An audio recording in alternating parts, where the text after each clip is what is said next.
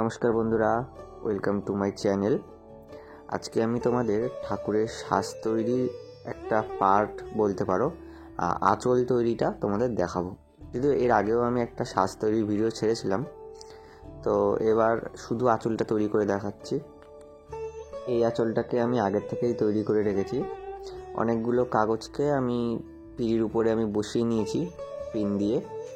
তারপর এবার এই আঁচলের ডিজাইনটাকে বসিয়ে এটার উপর দিয়ে একটা আউটলাইন ড্র করে নেব। এখানে মোটামুটি 7টা কাগজে আছে, আর যেহেতু এটা অর্ডার রয়েছে আমার, সেই জন্য এতগুলো একসাথে করা হচ্ছে। তো এরকম বসিয়ে আমি আউটলাইন ড্র করে নিয়েছি। এবার এটাকে কেটে নেব। তো আজকে অনেক দিন পর আবার একটা ভিডিও করছি। সামনেই সরস্বতী পুজো। আমি একটা ছোট্ট সরস্বতী বানিয়েছি, কিন্তু সেটা মেকিং প্রসেসের যে ভিডিওটা সেটা আমি করতে পারিনি। তো সেই জন্য আমি যখন সরস্বতীটা কালার করব, তখন এই কালার প্রসেসের ভিডিওটা আমি করার চেষ্টা করব। তো তোমরা এই সাজ বানানোর ভিডিওটা সম্পূর্ণ দেখো, তবে তোমরা বুঝতে পারবে যে কীভাবে আসলে সাজ বানানো হয়। আর সম্পূর্ণ ভিডিওটা দেখার পর তোমাদের যদি ভালো লেগে থাকে তাহলে অবশ্যই লাইক করবে আর কমেন্ট করে জানাবে কেমন লাগলো, আর সাবস্ক্রাইব করে দিও এই ধরনের আরও নতুন নতুন ভিডিও পাওয়ার জন্য। তো তোমরা দেখতেই পাচ্ছ, এটা হচ্ছে কি ডিজাইনটা কাটার পরে যে ডিজাইনগুলো বেরিয়েছে, এটা হচ্ছে সেই ডিজাইনগুলো। এবার এই ডিজাইনগুলোর পরে আর নানা রকমের দড়ি জড়ি চুমকি লাগিয়ে আমরা সাজটাকে তৈরি করে নেব। এই যে কাগজটা বা ডিজাইনটা, এই ডিজাইনটার উপরে আমি আঠা লাগিয়ে নিয়েছি। তো এইটা হচ্ছে কি ক্যালিকল আঠা। ক্যালিকল আঠা, এই আঠাটা লাগালে এই আঠাটা শুকায় না কখনো, সবসময় একটা আঠালো ভাব থাকে আঠাটার মধ্যে।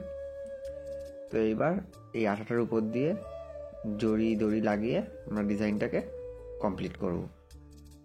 তো তোমরা সম্পূর্ণ ভিডিওটা দেখতে থাকো, তাহলে বুঝতে পারবে সাজটা কিভাবে তৈরি করা হয়।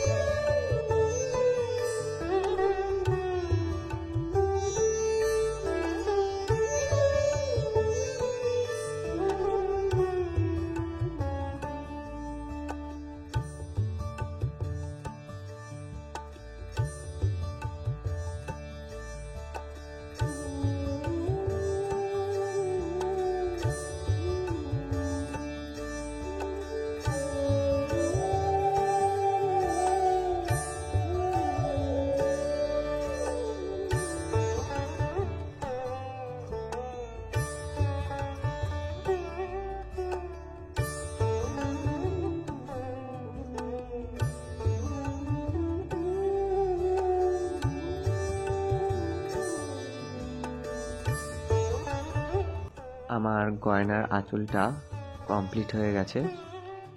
আঁচলের নিচে এখানে লাল রঙের মার্বেল পেপার লাগিয়ে দিয়েছি আমি। তো তোমরা চাইলে যে কোনো রঙেই লাগাতে পারো। তো আজকে এই পর্যন্তই, দেখা হচ্ছে আবার পরের ভিডিওতে।